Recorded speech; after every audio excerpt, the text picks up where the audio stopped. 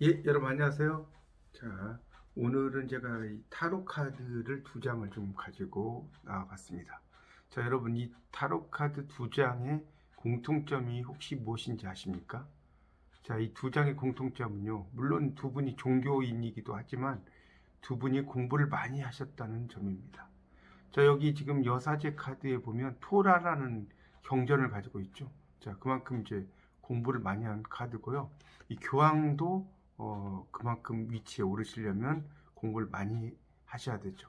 그래서 오늘은 제가 이제 공부와 관련된 그 한시 중에서 제가 상당히 좋아하는 그 한시 하나를 가지고 왔습니다.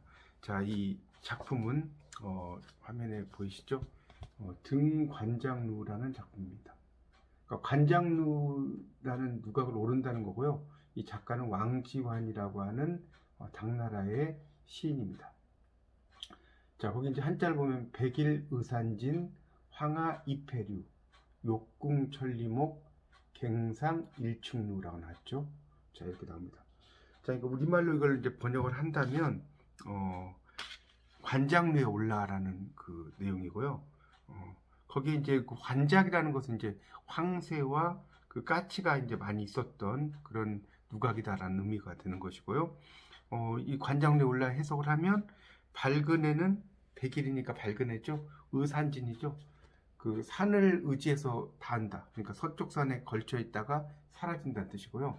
그 다음에 그 황하는 황하죠. 황하 이페루니까 바다로 흘러가는 거죠. 그러니까 동쪽 바다로 흘러가고요. 자, 욕궁 천리목 천리 바깥을 좀 더 보려고 이 궁은 이제 궁구한다는 뜻이죠. 천리 바깥을 보려고 이때는 이제 경이 아니고 다시 갱자를 써서요. 상은 또 오른다는 거죠. 그러니까 다시 한 층의 누각을 올라간다 이런 뜻입니다. 이걸 이제 중국어로 이제 이 금관장로 읽는다면 뭐 제가 이렇게 성조가 좋진 않지만 한번 읽어보겠습니다. 덩 관첼로 바이르 이샨진 왕허 루하이류 위층 천리무 껑샹 이청로 이렇게 됩니다.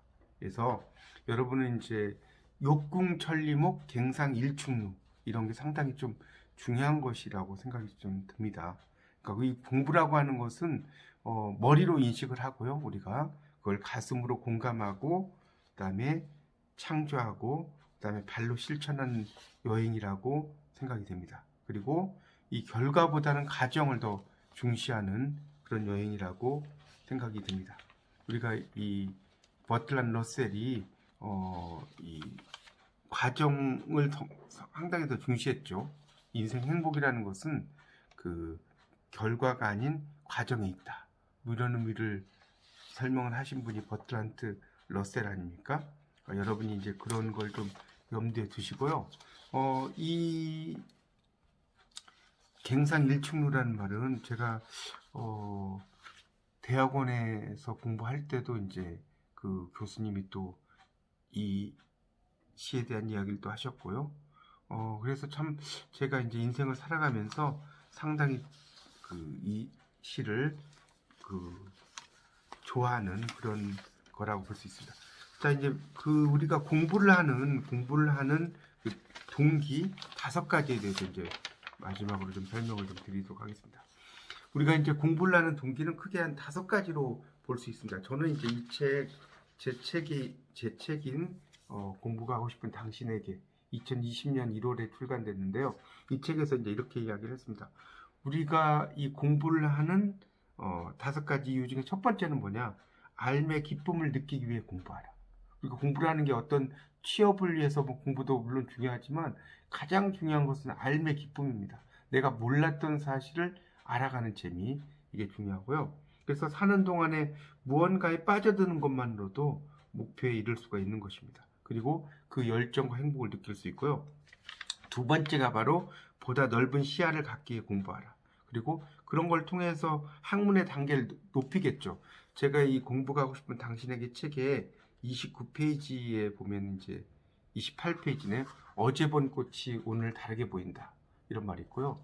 자, 거기 29페이지에 제가 이제 이렇게 써놨습니다. 거기에 보면 이제 갱상일축루와 관련된 이야기들을 써놨거든요. 거기에 이제 보면 제가 이렇게 이야기를 써놨습니다. 교수님은 강의 시간에 중국 고전 명시를 소개하셨고 왕좌안의 시에 나오는 갱상일축루라는 구절을 붓으로 직접 써오셨다. 욕궁천리목 갱상일축루라는 등관장루라는 시의 일부로 천리 바깥을 더 보려고 누가 간층을 다시 오르네라는 말이다. 보다 넓은 시야를 갖기 위해서는 학문의 단계를 높여야 한다는 뜻으로 해석할 수 있다. 이렇게 나왔죠. 그래서 이제 그런 이 왕좌안의 이 시가 참 멋있어서 제가 이제 책에다도 설명을 했습니다. 우리가 공부를 하는 세 번째 이유는 지적 역량을 갖추고 자존감을 높이기 위해서 공부를 하는 겁니다. 그럼으로써 내면의 어떤 충만감 이런 것도 이제 올려 볼 수 있는 것이죠. 자, 네 번째는 이제 사회, 앞으로의 사회에 대비하기 위해서. 이제 앞으로는 100세 시대다 보니까 정말 하나의 어떤 지식만 가지고는 성장할 수가 없죠. 또 다른 뭔가를 우리가 가지기 위해서 노력을 많이 해야 됩니다. 그래서 이 공부라고 하는 것은 세대 간의 갈등도 해소할 수도 있고요. 또 중장년층에게는 재교육의 기회도 제공을 할 수 있습니다. 마지막으로는 공부라는 것은 자신의 성숙을 위해서 공부한다고 할 수가 있습니다. 그러니까 그 위인지학, 다른 사람을 위한 공부가 아니라 위기지학, 나 자신을 위한 공부로서 나 자신을 스스로 발전시키는 그런 어떤 공부가 여러분이 되시면 좋겠고요. 자, 다시 한번 이 공부가 하고 싶은 당신에게 책을 소개해 드리니까요. 여러분이 공부에 대해서 좀 힘들거나 이러면 한번 보시면 좋겠습니다. 그래서 제가 이제 이 책에 이 일부에 대해서 이제 공부에 대해서 이렇게 썼어요. 첫 번째는 몰라서 공부합니다. 우리가 공부한다는 건 몰라서 하는 거죠. 두 번째는 머리가 나빠 공부했습니다라고 썼습니다. 머리가 상당히 안 좋아서 저도 IQ가 거의 2자리인데 공부를 했고요. 세 번째가 어제 본 꽃이 오늘 다르게 보인다라는 내용으로 썼고요. 그다음 네 번째는 공부는 나눌수록 커진다. 그러니까 공부라는 것은 나만 알아서는 안 되고 그것을 사람들과 많이 나눔을 해야 된다는 것이고요. 그 다음에는 유의의 끝인 공부다라는 걸 썼습니다. 그러니까 공부라는 것은 정말 다른 걸 이렇게 다 하더라도 이 공부가 더 재밌다는 것이고요. 자, 그 다음에는 무심히 공부하니 무심히 얻어진 것들이라는 내용을 썼습니다. 그러니까 무심히 공부를 했는데 그 무심한 공부를 통해서 무심히 여러 지식들을 얻었고요. 그 다음에는 이제 어느 날 성현이 내게 말을 걸어왔다. 내게 속삭였다는 거죠. 우리가 이제 한시라든가 어떤 명언을 읽으면 그 속에서 여러 가지 어떤 행복을 느낄 수가 있다는 내용을 일부에서 제가 쭉 썼습니다. 자, 그 다음에 이제 2부에서는 사랑을 배우다 해서 이제 공부하는 남편을 잘 도와주는 아내 이야기, 그 다음에 이제 눈치도 공부합니다. 그러니까 이제 저는 이제 공부를 할 때 참 눈치가 없었다는 거죠. 그래서 이제 그런 이야기를 쭉 썼고요. 그 다음에 인인 선생 첫째 학교, 사람마다 선생이고 곳곳마다 배우는 곳이다. 그러니까 공부라는 것은 꼭 학교에서만 배울 것은 아니다라는 의미고요. 그 다음이 뭐냐면 질문을 멈추지 마라. 공부를 할 때는 계속해서 모르는 것에 대해서는 질문을 멈추면 안 된다는 것이고요. 그 다음에는 이제 사소한 재미로 시작해서 판을 키운다. 공부라는 건 땅 따먹기와 같습니다. 점점 내 지식을 이렇게 키우는 거고요. 그 다음에가 teaching is learning이죠. 가르치는 게 배우는 것이다.